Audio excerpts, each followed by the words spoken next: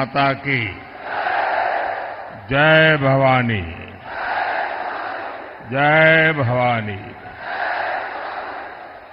करवीर निवासिनी आई महालक्ष्मीच्या आई अंबाबाईच्या चरणी त्रिवार वंदन करतो।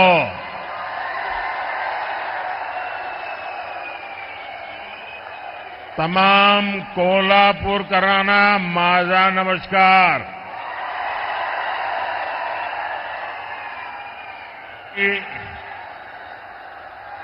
छत्रपती शिवाजी महाराज, धर्मवीर संभाजी महाराज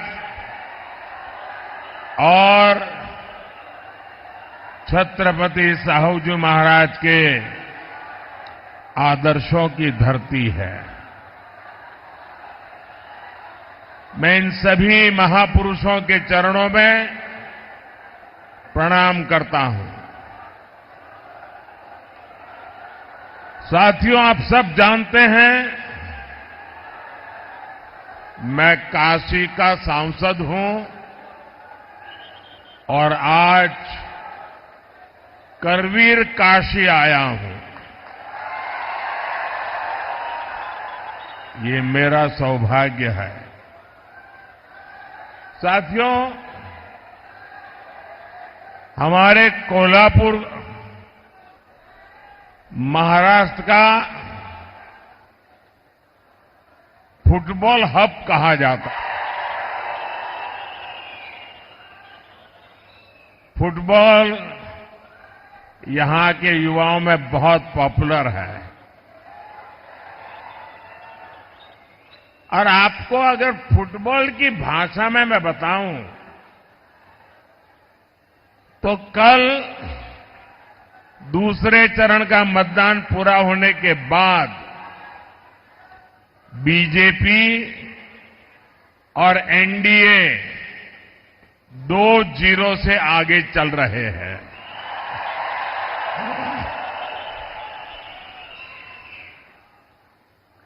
कांग्रेस और इंडी अलायंस ने देश विरोधी और नफरत की राजनीति के 2 सेल्फ गोल कर लिए हैं और इसलिए ये पक्का हो गया है फिर एक बार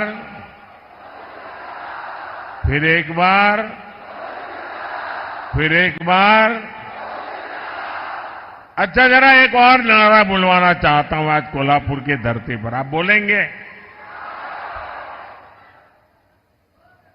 अभी मैं बोल रहा था फिर एक बार, अब मैं नहीं बोलूंगा, आप बोलेंगे फिर एक बार, ठीक है?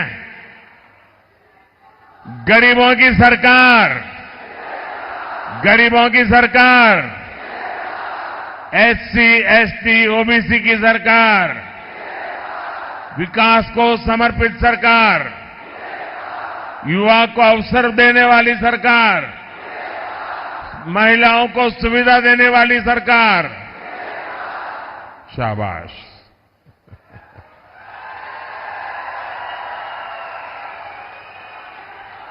भाई और बहनों,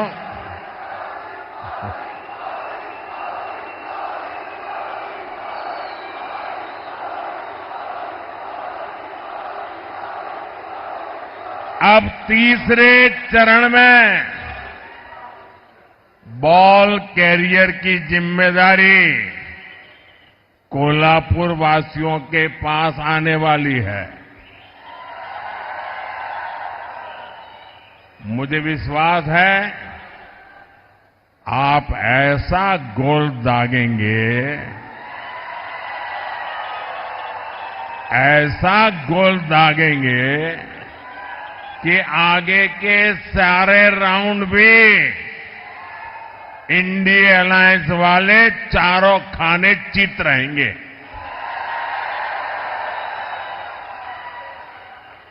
क्योंकि ये पूरा देश जानता है जगत भारी कोल्हापुरी, जगत भारी।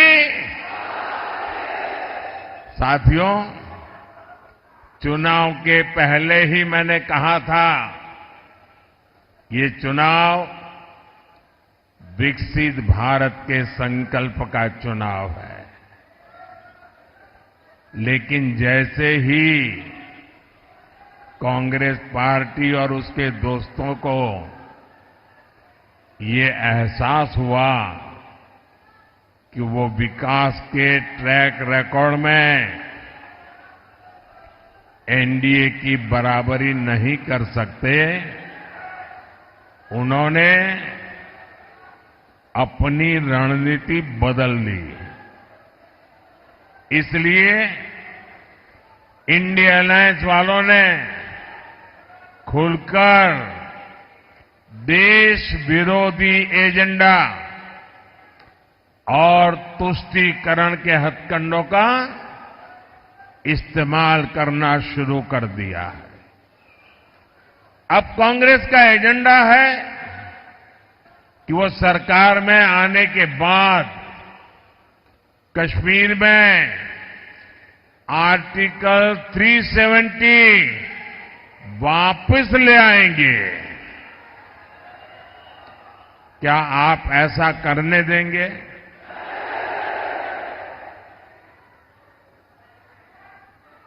अब किसी में हिम्मत है कि मोदी के इस कदम को पीछे हटा सके? ये लोग कह रहे हैं कि इनकी सरकार बनी तो ये लोग सीएए कानून रद्द कर देंगे। क्या ये देश उनको करने देगा? और अगर करने जाएंगे तो उनकी हालत क्या होगी, उनको पता है क्या? अब आप मुझे बताइए, जिन लोगों के 3 अंकों में लोकसभा सीट जीतने के लाले पड़े हो, क्या ये इंडिया अलायंस वाले सरकार के दरवाजे तक भी पहुंच सकते हैं क्या?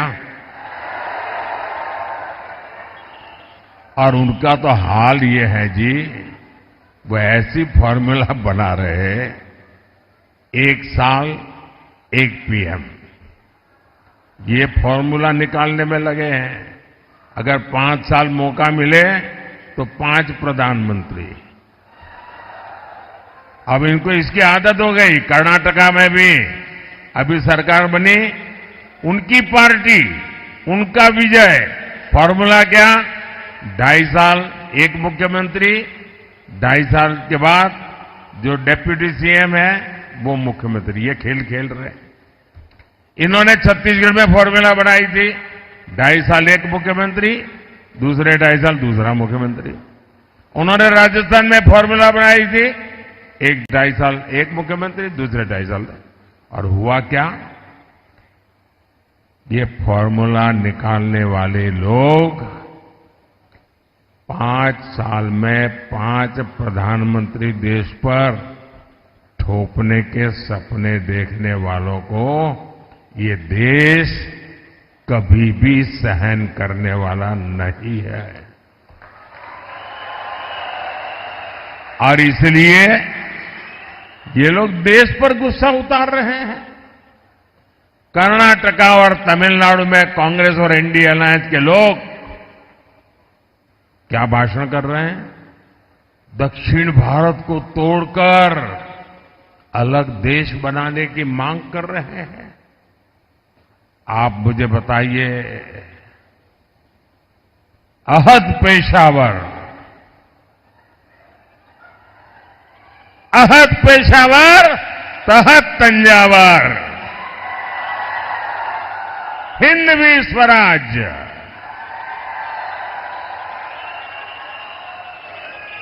ये घोषणा जिस धरती पर हुई, छत्रपति शिवाजी महाराज की धरती, क्या कभी भी कांग्रेस के ऐसे एजेंडे को स्वीकार करेगी क्या? इन्हें जवाब मिलना चाहिए। मिलेगा कि नहीं मिलेगा? तगड़ा जवाब मिलेगा। साथियों, अयोध्या में राम मंदिर का 500 साल पुराना सपना पूरा हुआ।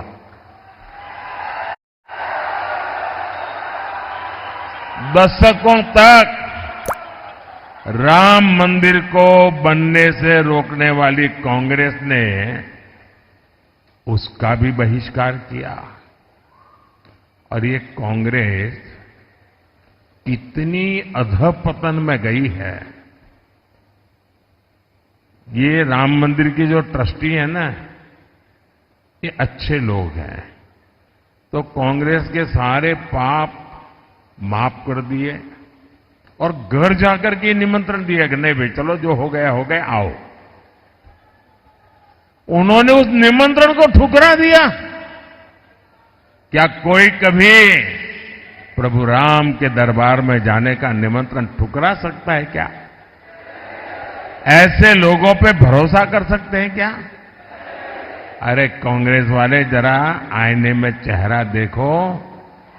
वो अयोध्या के अंसारी, अयोध्या का वो अंसारी परिवार जो जिंदगी भर राम मंदिर के विरुद्ध अदालत में केस लड़ता रहा। उसके पिताजी भी लड़ते रहे, वो भी गुजर गए, वो भी लड़ता रहा।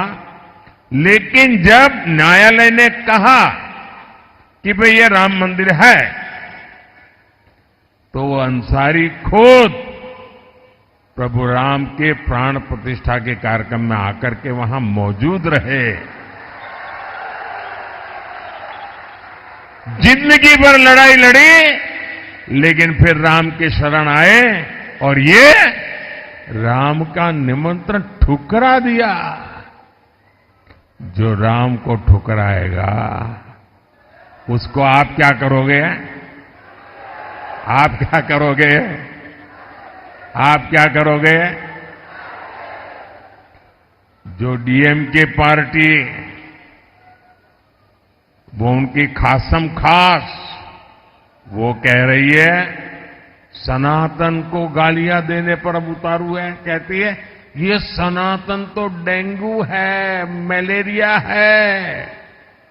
और जो लोग सनातन के विनाश की बात करते हैं उन्हें इंडी अगाड़ी के लोग महाराष्ट्र बुलाकर उनका सम्मान करते हैं।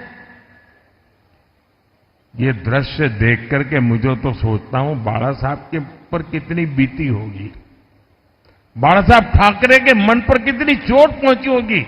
ऐसे लोग हैं ये।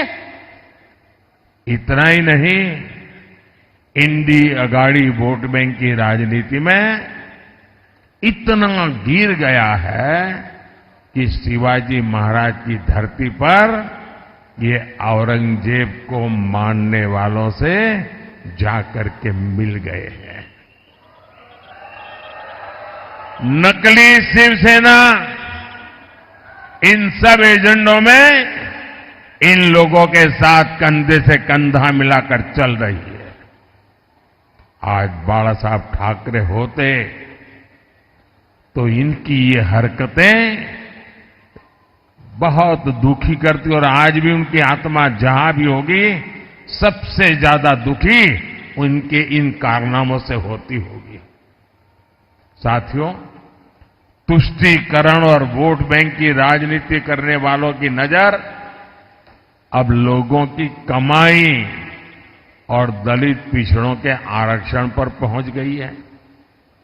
कांग्रेस के शहजादे उन्होंने घोषणा की है कि वो आपकी संपत्ति की, महिलाओं के गहने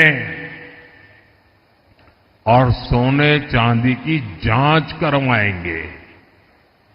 आपकी कमाई को कांग्रेस उन लोगों में बांटेगी जिनका ये देश पर पहला हक है ऐसा बताते हैं। तुष्टीकरण के लिए कांग्रेस किसी भी हद तक गिर सकती है। साथियों, कांग्रेस ने एक और ऐसी घोषणा की है जो महाराष्ट्र के हर मतदाता को जानना जरूरी है।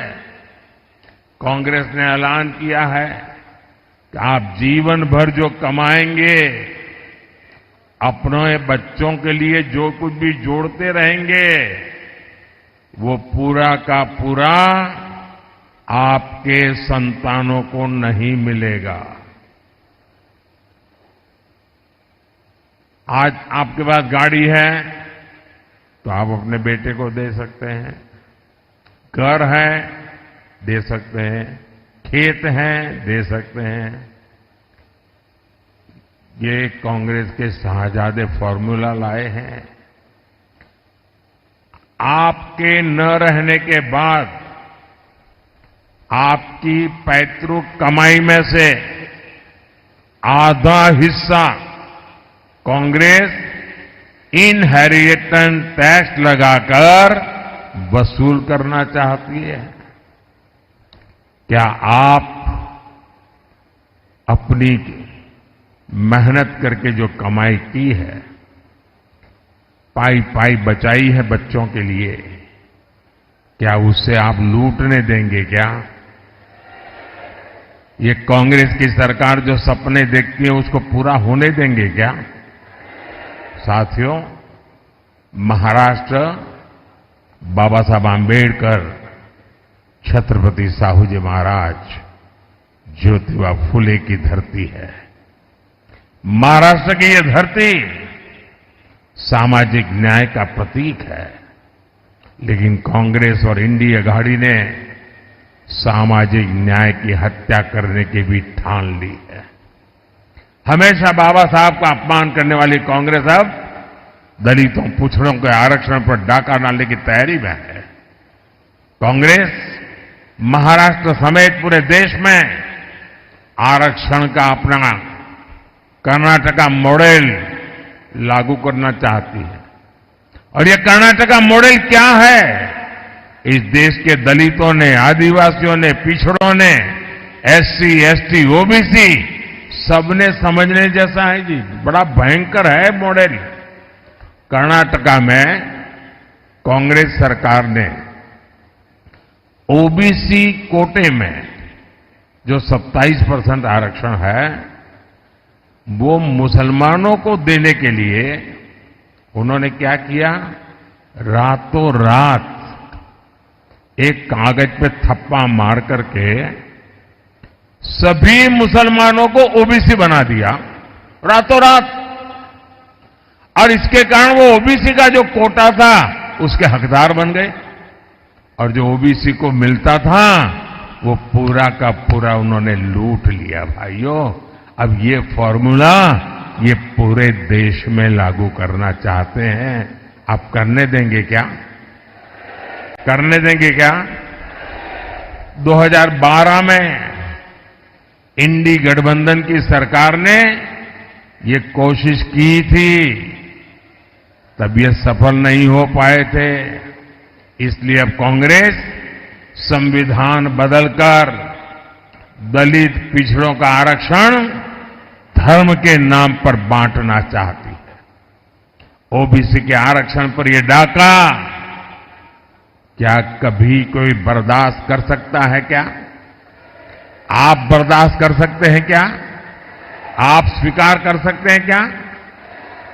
जिन लोगों ने कर्नाटका में पिछड़ों का आरक्षण छीना है, उन्हें देश में एक इंच भी सफलता नहीं मिलनी चाहिए, अवसर नहीं मिलना चाहिए।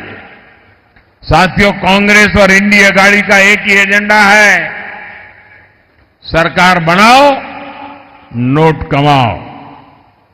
लेकिन हमने इन 10 वर्षों में समस्याओं के स्थायी समाधान के लिए काम किया। एनडीए ने युवाओं और महिलाओं को केंद्र में रखकर काम किया। एनडीए ने आत्मनिर्भर भारत अभियान चलाया ताकि देश में उद्योग बढ़े। एनडीए ने स्टार्टअप इंडिया अभियान शुरू किया ताकि युवाओं को ज्यादा अवसर मिले। आज स्टार्टअप्स के मामले में भारत दुनिया में तीसरा सबसे बड़ा देश है। आज दुनिया में दूसरे नंबर पर सबसे ज्यादा मोबाइल फोन बनाने वाला भारत है। यानी जिस युवा को कांग्रेस ने नौकरी और रोजगार के लिए तरसा दिया था, भारत का वो युवा अब दुनिया की अर्थव्यवस्था को दिशा दे रहा है। अगले कार्यकाल में भाजपा एनडीए युवाओं को और ज्यादा अवसर देने के लिए प्रतिबद्ध है। इसलिए भाजपा ने घोषणा की है कि मुद्रा योजना के तहत अब 10 लाख के बजाय 20 लाख रुपए का लोन दिया जाएगा, बिना गारंटी दिया जाएगा। अगले 5 साल में हमारी सरकार इंफ्रास्ट्रक्चर पर रिकॉर्ड निवेश करेगी। इससे भी युवाओं के लिए रोजगार के नए अवसर बनेंगे। साथियों, विकास में महिलाओं की भागीदारी विकसित हो और विकसित भारत की एक गारंटी है। इसलिए महिलाओं के लिए अवसर, उनकी सुरक्षा, ये मोदी की गारंटी है। पहले जिन सेक्टर्स में महिलाओं के काम करने की पाबंदी थी, मोदी ने उस पाबंदी को खत्म कर दिया। हमारी सरकार ने रोजगार मेलों के जरिए सरकारी नौकरी में लाखों भर्तियां की है। इससे सरकारी नौकरियों में भी महिलाओं की भागीदारी बढ़ी है। महाराष्ट्र में, यहां कोल्हापुर में सहकारी समितियों में महिलाओं की बहुत बड़ी भूमिका है। हमारी सरकार ने पहली बार अलग सहकारी मंत्रालय बनाया। हमने महिलाओं को आर्थिक रूप से मजबूत बनाने के लिए सेल्फ हेल्प ग्रुप का एक बड़ा आंदोलन खड़ा किया। इसी का नतीजा है कि पिछले 10 साल में 10 करोड़ महिलाएं सेल्फ हेल्प ग्रुप से जुड़ी हैं।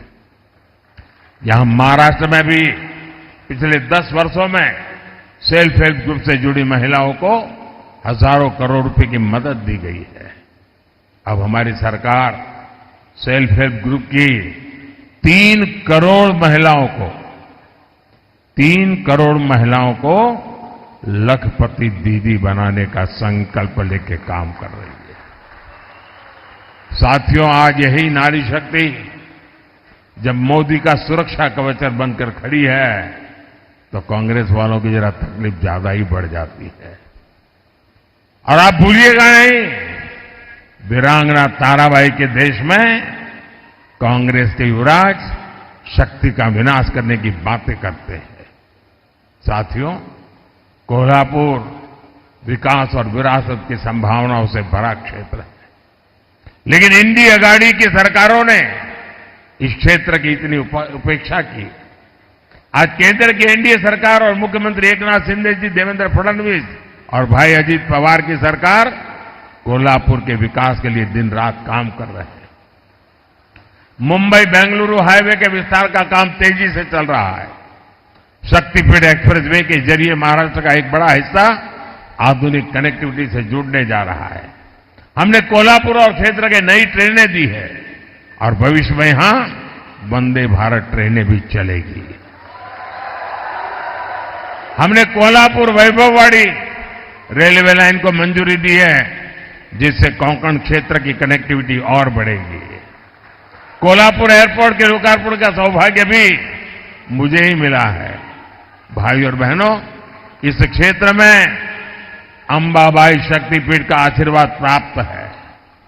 आने वाले समय में अच्छी सड़कों और सुविधाओं के कारण लाखों भक्त अंबाबाई के दर्शन करने आएंगे। यहां उद्योग, व्यापार और पर्यटन से जुड़े अवसर पैदा होंगे। आप मुझे बताइए, मोटा कमीशन न मिलने तक फाइलों को दबाकर बैठने वाले लोग, याकूब मेनन की कब्र को संवारने वाले लोग, उनसे आप कोल्हापुर का, महाराष्ट्र का भाग्य बदलने की उम्मीद कर सकते हैं क्या? ये लोग महाराष्ट्र को आगे लेकर जा सकते हैं क्या?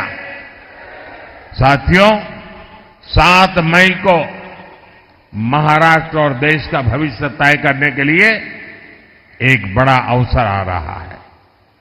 मेरा आप सबसे अनुरोध है कि कोल्हापुर से एनडीए के उम्मीदवार भाई संजय मांडलिक जी और हाथ कणंगले से धैर्यशील माणे जी, इनके पक्ष में भारी संख्या में मतदान करके मोदी के हाथ मजबूत कीजिए। आप इनको जो वोट देने वाले हैं ना, वो वोट सीधा सीधा मोदी को जाने वाला है।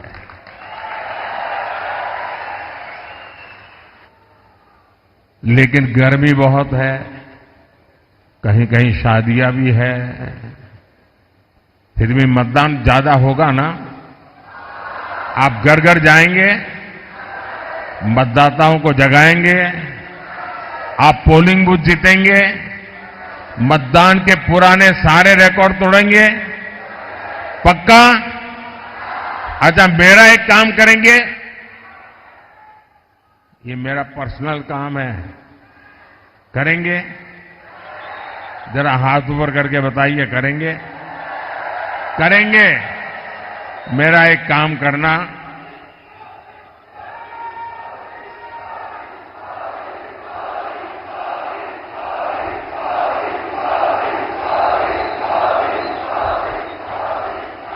मेरा एक काम करना, यहां से जाने के बाद आसपास पड़ोस में, गांव में, मोहल्ले में जिन जिन लोगों को मिलना हो जाए, नहीं होता है तो जाकर के मिलिए, मेरी तरफ से मिलिए, और हर एक को कहना कि अपने मोदी जी कोल्हापुर आए थे और मोदी जी ने आपको प्रणाम भेजा है। घर घर मेरा प्रणाम पहुंचा देंगे। आप जब हर परिवार में मेरा प्रणाम पहुंचा देंगे ना, तो हर घर के लोग मुझे आशीर्वाद देंगे, और हर परिवार से जब मुझे आशीर्वाद मिलेगा तो मेरी ऊर्जा अनेक गुना बढ़ जाएगी, और वो ऊर्जा आपके लिए काम आएगी, क्योंकि आपका सपना, यही मेरा संकल्प है। मेरा पल पल आपके नाम है, मेरा पल पल देश के नाम है। और इसलिए भाइयों बहनों, मैं प्रण लेकर के चला हूं 24/7 फॉर 2047।